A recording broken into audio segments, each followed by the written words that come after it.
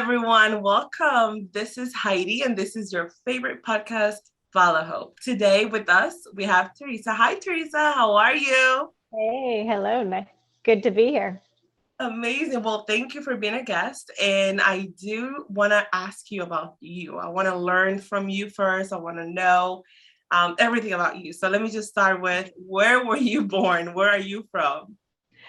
I was born and raised and currently live in Eugene, Oregon. I now live outside of Eugene, Oregon, but Oregon. I'm a Pacific Northwest girl. That's so cool. So have you ever been in other states or? Yeah, yes. Actually, I've traveled a lot in my younger years, but I've been to 48 of the states. 48. So what's the two that you're missing? I'm missing North Dakota and um, New Hampshire, actually. Oh wow. So I've been did you around New Hampshire, but I haven't been in Yeah.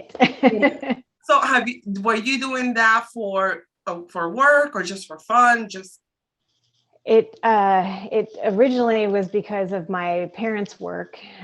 They would travel for conventions and take my brother and then I began working in the family business, and so I traveled because of that too. And I enjoy traveling. It's wonderful to see other places.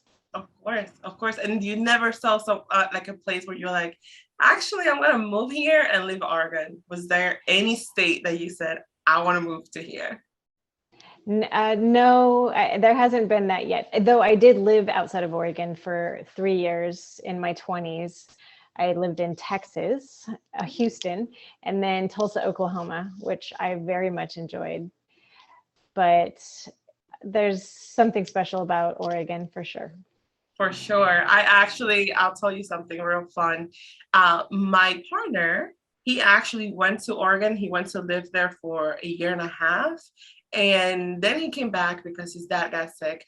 But then all he talks about is going back to Oregon. He's like, we need to move there. Like, you don't understand, Heidi. It's the mountains, the views, it's so beautiful. And I'm like, is there snow there? Because I'm scared. I'm not scared, but I'm like, I'm trying to stay away from the cold because I already live in the cold. So he's like, yeah, but it's not that bad. I swear, it's not that bad. So, what do you think about the cold there? Well, that's the beauty of the part of Oregon that I do live. It's actually pretty moderate climate. We do like we're gonna get to 20 degrees in the night in a couple days, but really we are between 40s and 80s. Is it, not 80s in the winter, but Yeah, of course. I'll be we, like, what? we very, very seldom have extreme weather. And so that's what's kind of nice is we're never having to deal with the 100 degrees or the 10 below degree. Like we don't get in the teens. We don't get that cold. So people Wow. in the north, they're like, "Oh, it's hot there." Like it's still hot. 80? What? It's still hot. Yeah. Yeah. Wow. Are you in Florida? Is it Florida where you are? No, I'm in New Jersey. Oh, I don't know why I thought you were in the South. Okay. New No, I Jersey. would love to, but no, Yeah, no, well, New Jersey gets cold. We probably have pretty similar climate, really. I mean, it's a little too much here. Like, actually, I'm very surprised. This year has not been as cold, but usually it's like right now, January will be like -9, -8. Ooh, Yeah, that's really cold. it's really cold. And like right now, where I'm sitting in the house, we don't have any heaters or anything. Like, it's not. I can feel the cold from outside, so it's not that bad. But if it was like, I would like in the corner inside with no light. I have my candles talking to you, but no light because there's no light in there. Oh, So fun. it's this cold. Mm-mm. I'm so glad you were telling me that Oregon is not that bad then. Might No, check it's it not. out. Might check it out because it's very expensive here. Have you been? Well, you said you've been to New Jersey, right? Because you've I been. have. How do you like it? Well, honestly, I only saw what's the city with it's like the Las Vegas of New Jersey. Trenton? Oh, No. Atlantic City? Yes, I've Okay. only been there. I mean, we drove through New Jersey, but the only time I spent any time was walking the boardwalk of Atlantic City and going into some casinos, and it was very it was different than Las Vegas. That's all I can't really describe why, but it just felt different. And you're like, It's ah, pretty. the city. You like the city? Well, it was very dirty, and until you got to the boardwalk, and then it was all fancy, but like it was like the slums on the outside. I thought, wow, you have all this money right here. Why don't you clean up your city? Yeah. Why are you using it for this specific part? How about the outskirts? Like nobody cares.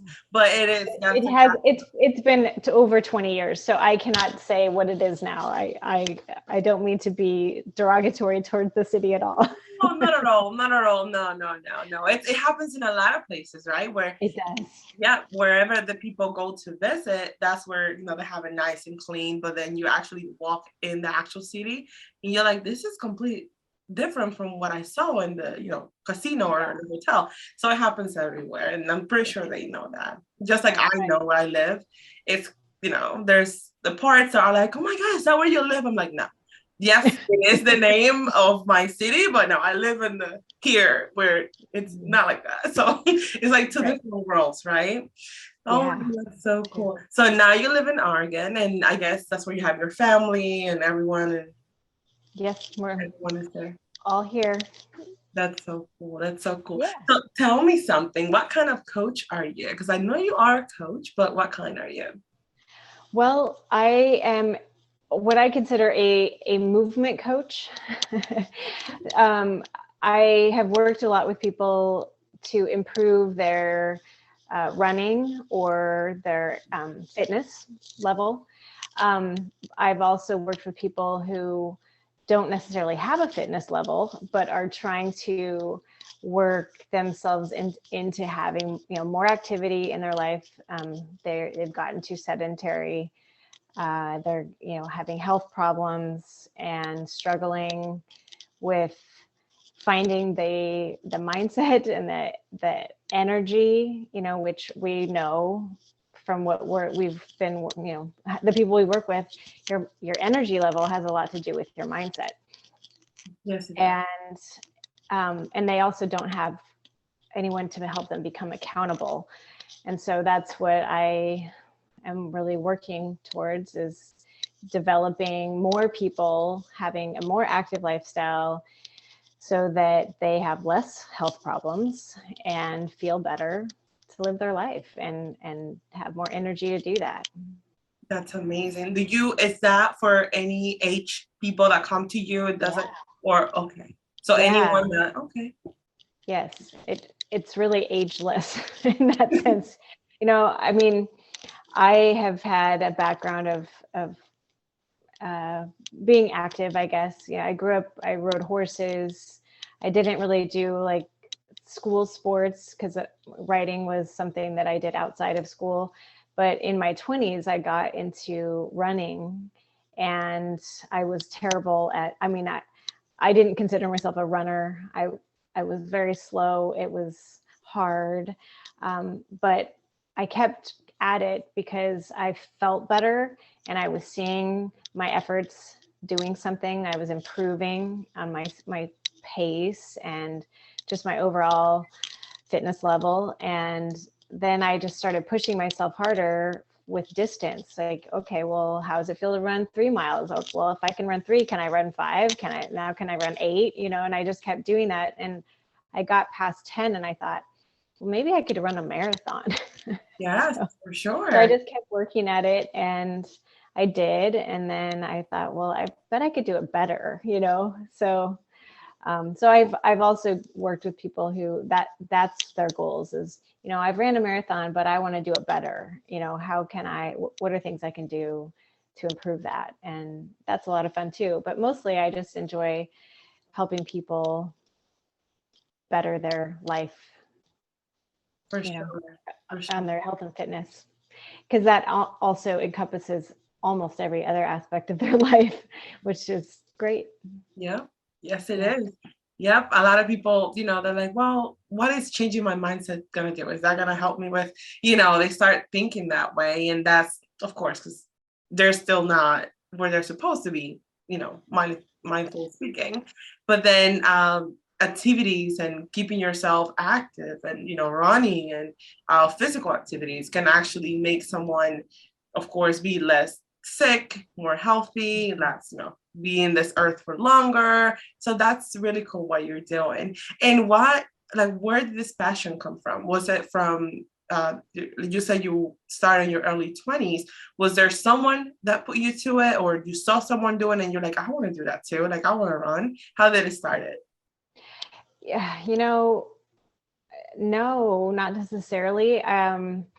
It was something I had never done, and when I started it, it was really hard. And I am just somebody who I like a challenge. I get something, an adrenaline for that. Like seeing seeing myself push myself through the challenging things and what can come from that. So I kind of, that runner's high people talk about is a little bit of that. Um, I I have my mother who's still living. She's 80, almost 82. She has not had a very healthy lifestyle, and her that has, I guess, pushed me to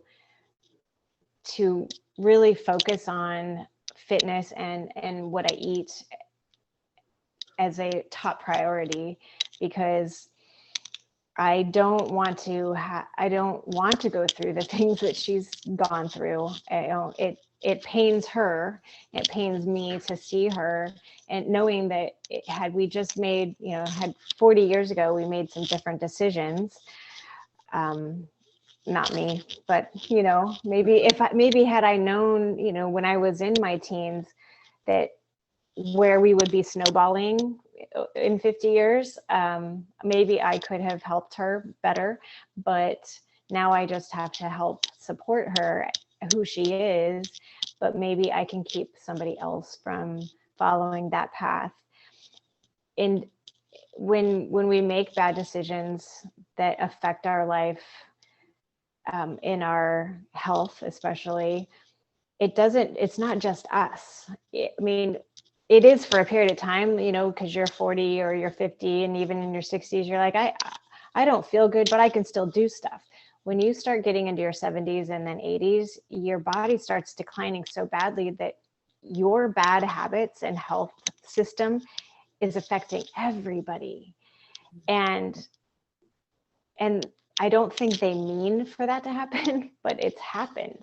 And so I guess that's really why I'm passionate about it, is because it has affected my life, and I wish it didn't, because it makes me feel sad. I wish my mom wasn't going to die in pain someday. I mean, we never know how we're going to die, but it is what it is. So we do the best we can. For sure. I'm sorry to hear that your mom is going through that. But I feel like that is what's like driving you, right? That's, you're like, wow, I see my mom in pain and I can help someone, not cause pain to themselves in the future, but also not to their family, right? Because that's what you mean by it affects everyone. It means like family, whoever is near you or next to you or want to help you. But then at this point, she's 80 something. Now it's hard for her to start any physical activities right now. Right. Yeah. Yeah. Yeah. She has implemented some things, but bad habits are hard to break, so it's just a challenge. We all have them. It is. And have you noticed that, let's say before, when you were in your 20s, did you ever heard about any coach saying, so, let's say a coaching program regarding what you guys are going through, or someone helping you with, build Gary habits and all of that, right? No. No. I feel like, I'm 50, so I feel like, gosh, 30 years ago, we couldn't do this, barely people had home computers 30 years ago. We didn't have cell phones that are like mini computers. So that's the beauty of all the technology. and then just the evolution of how much health and fitness has changed in 30 years, the information that we know now that we didn't know then, the things, it is so accessible. And no, you know, when I was younger, I would have had to go to medical school probably to really understand some of the things that we can just Google. Mm-hmm. Yeah, that's right. Back then, you probably didn't know, oh, if I keep myself more active, I won't have, this, I won't deal with this, or I won't get sick. Now that we understand that certain foods are bad for us, that's another thing, right? We didn't know Yeah. this before. So it's like, oh, I'm just gonna eat all the sugar on the earth because it's so Right. It's so good.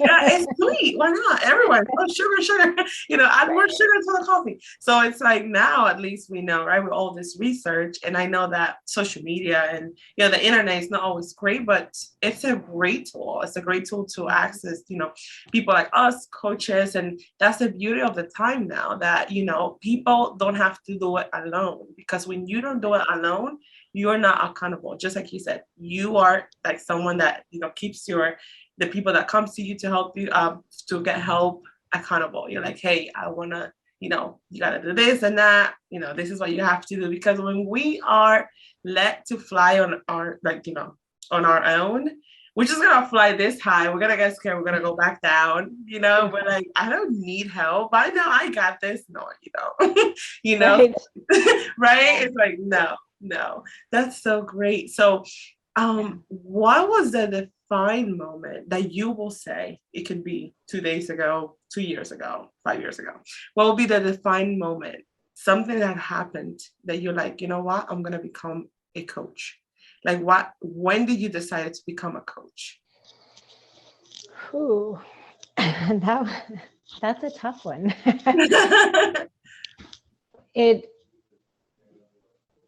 It's been more of an evolution than a defining moment, I think. Though,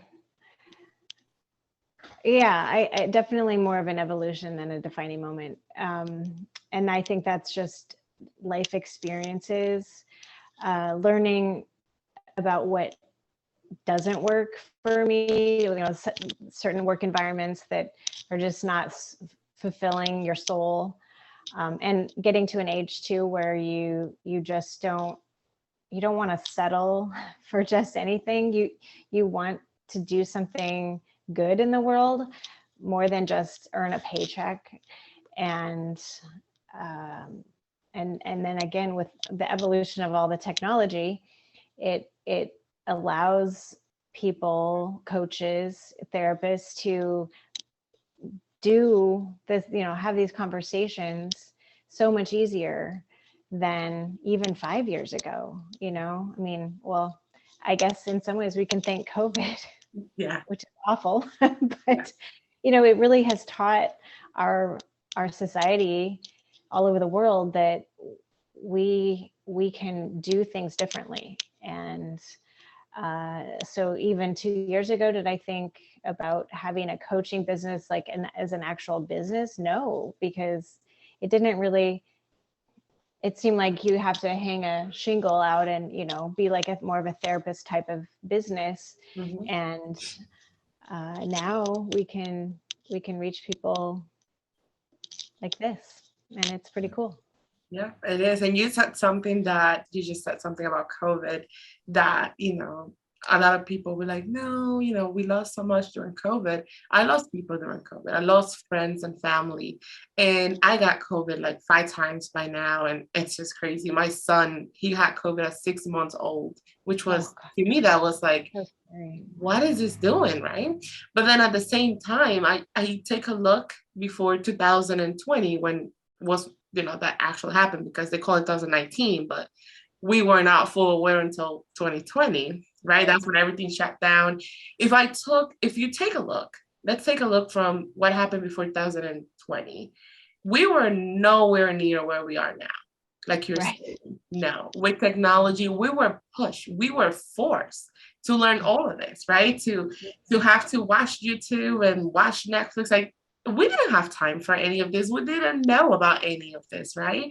So I feel like in some ways, yes, COVID was awful, and it took so many lives, and it was, it's still bad. Mhm. However, if you think about transformation and evolving, it actually evolved the human society. It's Yeah. just it evolved us. And like you said, like before, for you to have a business, you will have to literally tell, word by word, like mouth to mouth, to people, like, hey, tell this people that I have this going on in my house. Okay. Like you have to like put a banner outside your house, I have a business. People were like, who are you?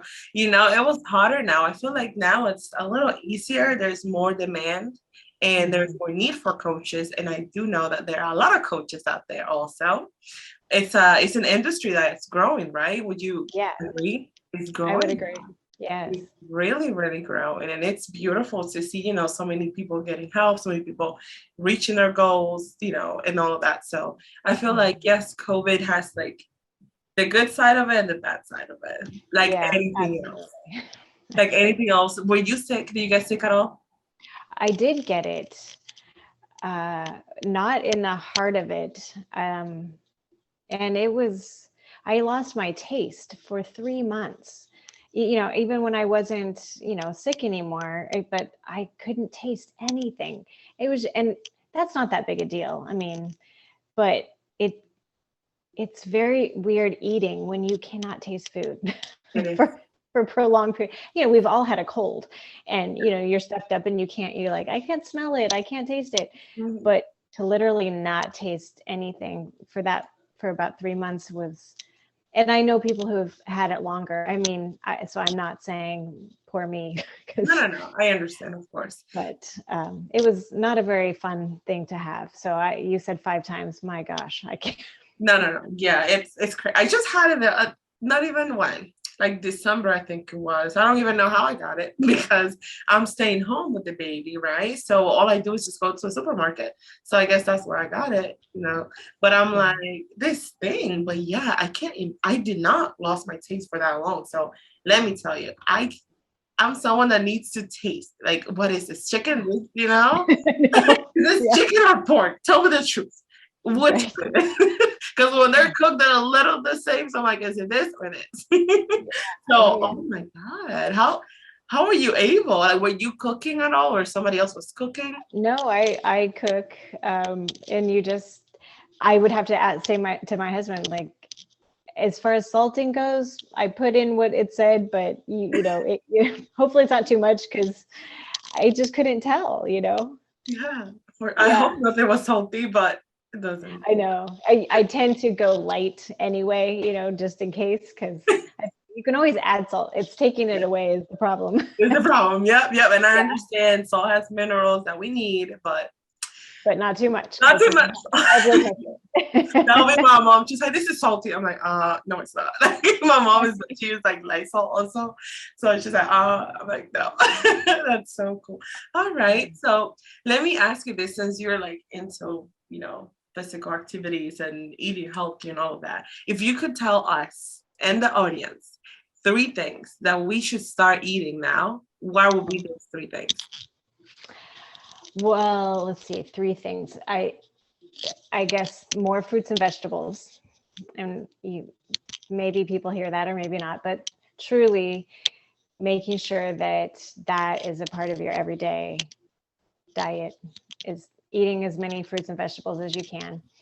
Um, Limiting processed foods. If it came in a box, it's a processed food. It doesn't mean eliminating everything, but I think, if every time you go to the store and everything you have, came out of a box, try to take 2 of those things out and put something fresh in there instead. Um, and less sugar, which again, I mean, I'm not one of those people who says cut everything, only eat this way, only eat that way. We are all very different creatures. I mean, we're the same, but we're very different, and we all have different needs. I'm a person of moderation is key. you know have everything you want, just don't eat the whole cake. Yes, Don't yeah. eat the entire butt of a cow. Like, have your meat, have your potatoes, but have a big green salad with it, that that's how I mean, I don't like it when people say I can't eat that because so and so said it's going to do this to me. Mhm. Well, you can probably have a bite. I mean, unless you're diabetic, and that's the thing. There are things where you really do need to pay very close attention to what you're putting in your body. But before you get to those problems, had you just done the moderation thing, you might not be faced with those. You can't touch sugar now, because if you do, you could lose a foot, I mean, or die. Or die. And again, we're all going to die of something, but a lot of the choices that we make every day might be affecting how that looks. And if we can have a healthy life where we're not in a hospital, at the end of it, to me, you did a pretty good job. For sure. And you just said that you don't have to have the whole cake, right? It's like I tell my partner, I'm like, you don't have to eat sugar every day. Like he loves sugars, like he loves like desserts and things like this. How about we cut from 4 times a week to 1 time a week, right? Or less 1 time a week, less 1 time a week. You don't need to eat cake every day. It's not your birthday. Or like it's not someone's birthday every day. Let's just have a little piece. Right. And he's like, well, stop buying the good stuff that I like. I'm like, okay, all right. And he's like, no, I don't mean that. I didn't mean that. What I mean is, what I actually meant to say was, I'm like, okay. But yeah, that's very good. Those are very good points, because we know that, like you said, and not just sugar. People just see like pork or chicken and they just want to eat the whole thing at once. Mm-hmm. So I understand what you're saying. We do live in a society where we like excess, whether that be food, whether that be things, and sometimes a friend of mine years ago said, less is best. I always have that in my head. Less is best. You can have a little bit of everything, but you don't need to eat the whole thing. For sure. No, you don't. You don't. And we need to start, learning to do moderation, like you said. So that's great. And if someone would like to, improve their lives, right? When it comes to health and physical activities, what is one thing that they can start doing now? Walk. Get up and walk every day. I mean, there's a lot of things you can do, but it doesn't cost you anything. And for some people, getting up and walking is a lot, and if it's that challenging, then get to the mailbox, and then and every day get to the mailbox, and 4 days later, get to the corner, just continue pushing the limits a little bit more. And for those who get out and walk a mile a day, walk 2 miles, see how it feels. You're not going to die. You might just get tired, but you're not. Might get tired, but that's a good tired. Our bodies are meant to move. That's why we have these 2 legs. And I worked out with people in wheelchairs. You don't even have to have 2 mobile legs. People who are in wheelchairs, paraplegic, they work out. You don't have to be limited. You don't have to think, oh, because I lost a limb, I can't do that. Or because I am old, I can't do that. You can. There is always a way. And you might need to find help. And that's okay too, because there are people out there that are happy to take you on a walk, or bring some weights into your house and do some arm curls. Movement makes you feel better. It puts a smile on your face. That's true. And how you said it, like you can walk to the mailbox. You're not saying walk, okay, now you got to walk a mile the first day your start. No, just little steps, at a time. And wow, you even work with people with wheelchairs, and they were willing. And yeah, because It's actually hard to sit in a wheelchair all the time. It's a different tax on the body, and there are things you can do to strengthen your upper body to make that way more um, to make it easier for all the other parts of your body that you still do have some use of.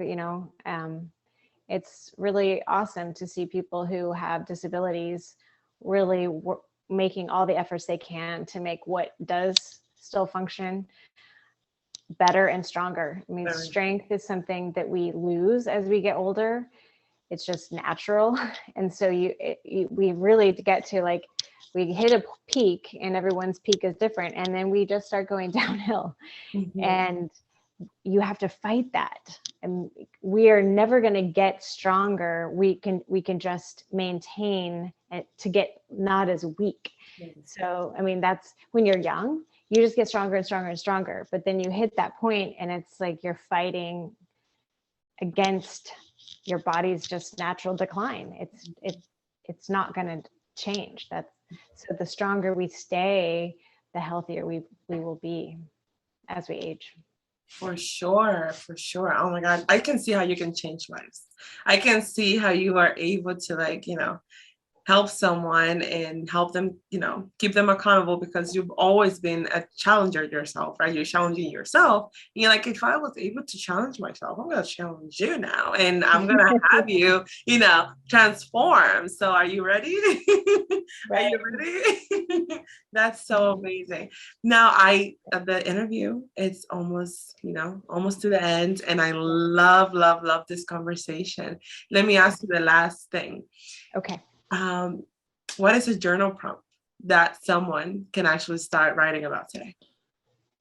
That's a good question. I think a good journal prompt, which doesn't necessarily follow what I've been talking about, but is what is your triggers? What is a trigger for? We all have a trigger. And literally, actually, exercise or eating could be a trigger. People, we live a lifestyle that we function in, and it works.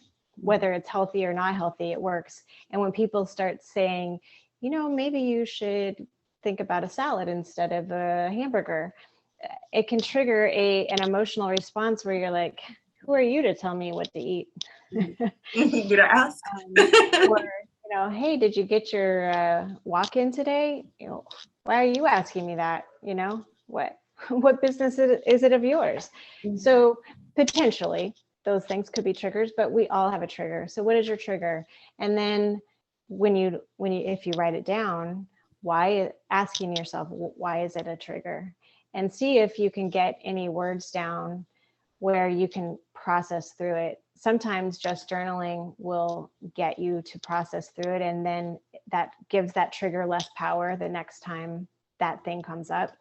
Or maybe you think, you know what, this is really a tough one, and maybe I need to find a coach for that. Mm-hmm. Yeah. So I think that's what I would say. Okay, that's perfect. Okay, guys, that's what you have to do. Let's start seeing what your triggers are, because that's when you're gonna know what you need to work on too, right? This triggers me. I don't want this to trigger me. Let me work on that. Like you said, if I can't, then I ask for help, which is finding a coach. Now, where can people find you? Well, currently, I can be found on Instagram. Will you post that, or do I just say what my handle is, so to speak? You can say your handle, and then I'll put it on underneath, and also so they can hear it. Mm-hmm. It's Teresa Zach 26.2, which is a marathon. And I can be found there, and from there I can direct you to other ways, I guess. For sure. Okay. Well, that's perfect. Okay. I'm going to list it down in the description, and also so that people can, find you and look for you. Right now, you're open to clients, right? You're open if someone finds you and wants to talk to you, you're open to take them, right? Oh, absolutely. That would be great. That's amazing. That's amazing. Well, Teresa, thank you so much for your time and thank you for this great interview. We loved it. Thank you, Heidi. It's been great. You're welcome. Thank you so much. Have a great day. You too. Thank you.